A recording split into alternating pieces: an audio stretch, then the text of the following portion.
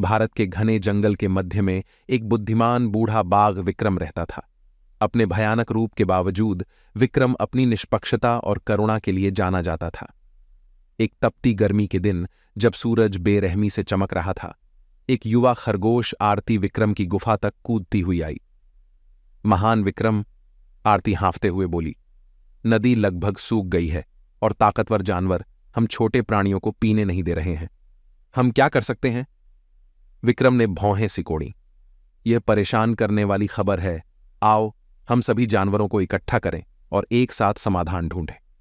खबर जल्दी फैल गई और जल्द ही सूखती नदी के पास एक विविध समूह इकट्ठा हो गया। वहां मोर रवि, हिरणी मीरा, बंदर शंकर और कई अन्य थे। उनके बीच सांड संजय खड़ा था, जो पानी की रखवाली कर रहा था। विक्रम ने भीड़ को संबोधित किया, मित्रों, प्रकृति के उपहार सभी के लिए हैं।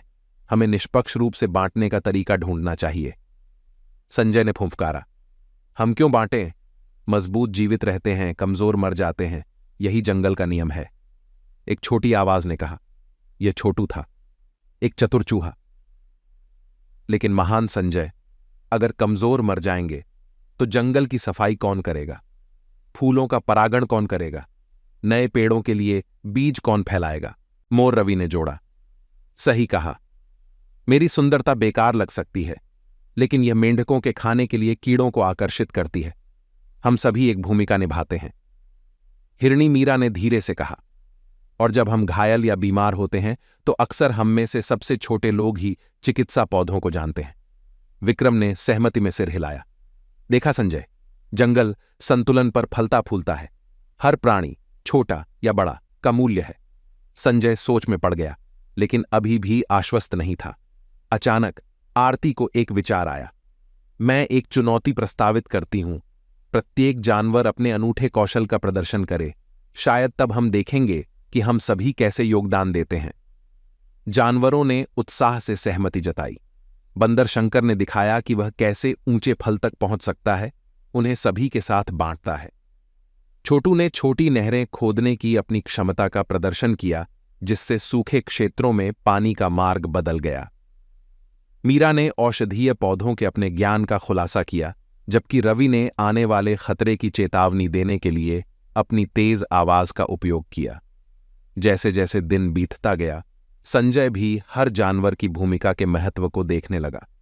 जब उसकी बारी आई तो उसने अपनी ताकत का इस्तेमाल एक गिरे हुए लकड़ी के लट्ठे को हटाने के लिए किया, जिससे एक छोटा बांध बन गया जो पानी के संरक्षण में मदद करता था। सूर्यास्त तक जानवरों ने न केवल अपनी प्रतिभाओं का प्रदर्शन किया था, बल्कि अपने साझा घर को बेहतर बनाने के लिए एक साथ काम भी किया था।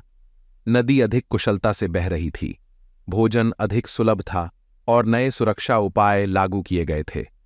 विक्रम ने उन्हें एक बार फिर संबोधित किया, आज हमने एक मूल्यवान सबक सीखा है। हमारी भिन्नताएं कमजोरियां नहीं, बल्कि ताकत है।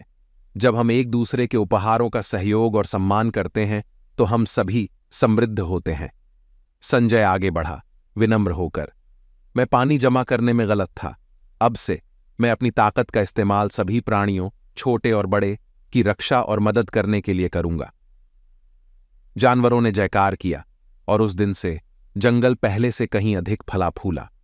उन्होंने एक परिषद स्थापित की जहां सभी प्रजातियों की आवाज थी, यह सुनिश्चित करते हुए कि निर्णय सभी को लाभ पहुंचाएं। जैसे जैसे मौसम बीतते गए, उनका समुदाय सहयोग और परस्पर सम्मान के आश्रय के रूप में दूर दूर तक जाना जाने लगा। अन्य जानवर दूर दराज के देशों से उनके तरीके सीखने के लिए यात्रा करते थे। आरती, जो कभी एक शर्मीली खरगोश थी, एक सम्मानित नेता बन गई।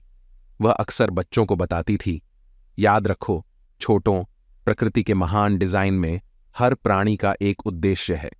हमारी असली ताकत दूसरों पर हावी होने में नहीं, बल्कि एक दूसरे को ऊपर उठाने में है। और इस प्रकार विक्रम, आरती और उनके जंगल के दोस्तों की कहानी पीढ़ियों तक सुनाई जाती रही। एक अमर याद दिलाती है कि विविधता, करुणा और सहयोग एक समृद्ध समुदाय की कुंजी हैं।